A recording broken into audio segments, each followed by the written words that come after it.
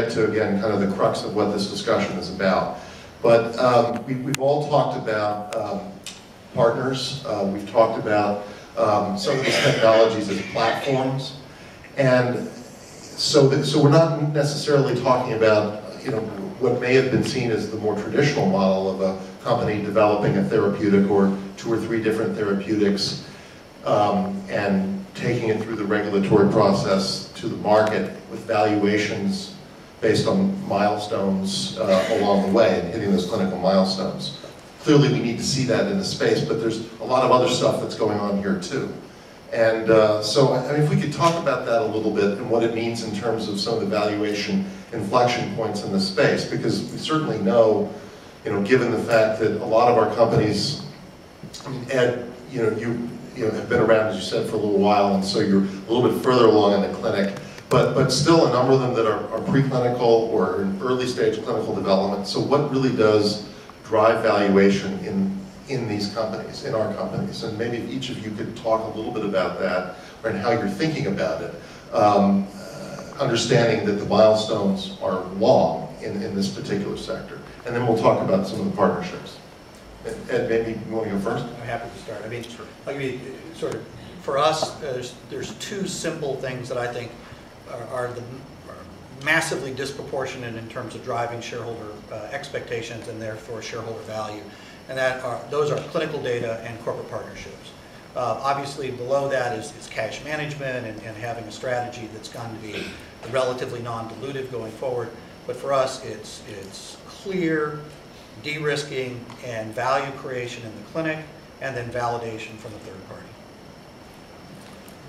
Yeah, and I'll echo that. I think that the corporate partnerships that we're able to sign up will clearly be increasing our valuation. And that's key to how we want to do things, because I think the access to capital is always there when you've got a great opportunity, even if it's a therapeutic.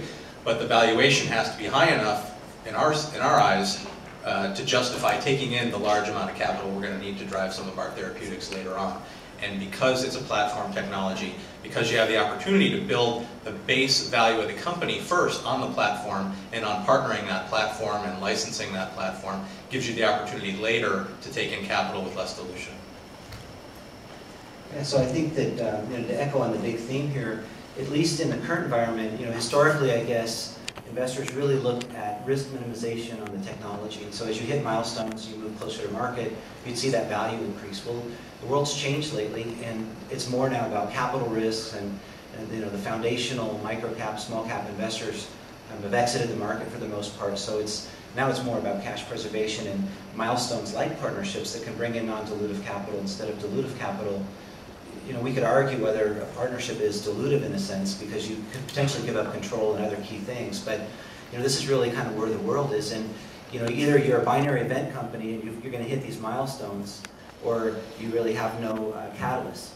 And it's a very negative orientation in the market right now. And if you're a binary event company and you have an event coming up, and hopefully the data's good, then even then your stock potentially goes down, because they're expecting that you're going to finance on the back of that good data. So, it's generally a fairly negative market out there. But what I would say is you kind of got to look at your feet. And, in today's environment, that's where the world is. But, if we compare to 10 years ago, we had a very exuberant market and IPOs were rampant and cash was available. That wasn't sustainable and everlasting either. So, it's a dynamic market that's going to change. And I think that, and I hope that actually the market where we're in today is now kind of hit that right side, and they're going to swing back more towards center. And I think, as advice and as what we're trying to do is really be smart and execute our strategy, and not let the markets and the kind of tone in the world today really dictate what we're doing. We're going to execute our strategy. We're going to hit our milestones, and we may or may not get immediate value for it, but we're building that value. And at some point, these markets are going to come back, and you're going to see the value.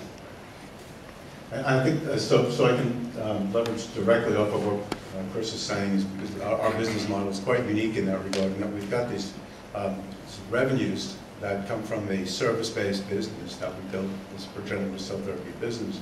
And at the same time, now that we are part of the NeoStem family, NeoStem's got a number of companies that are taking a variety of different shots on goal in terms of cell therapy development, so in the area of cardiac space and immunology and in the regenerative medicine play. And in addition, Robin Smith, whom some of you heard speak before, has also gone about looking to some non-dilutive financing mechanisms. So for the long shot, what we're trying to do is to de-risk the entire operation by leveraging off of not just a revenue-generating business, but that puts such a tremendous amount of expertise and capacity underneath it that we can not only develop within the field, which we believe is very important because of this rising tide business, if everybody succeeds, the field succeeds right now together. At the same time, there's a variety of different shots on goal, creating a tremendous amount of value for the enterprise in general. So you know, there's been conversation over the last couple of days about Geron and their exit from the field. But what you're hearing here is that you know, there are a number of different types of strategies that companies are pursuing, and companies that are generating revenues, whether it be from service-based businesses or other types of partnerships. So, you know, one of the things that's always curious to me is, you know, there's a temptation on the part of the media and other people who probably don't understand the sector as well to draw conclusions from Geron's exit that don't apply to the rest of the companies, because they're very different businesses. And certainly Geron's business and their focus on cancer was a totally different situation than most of you all are facing.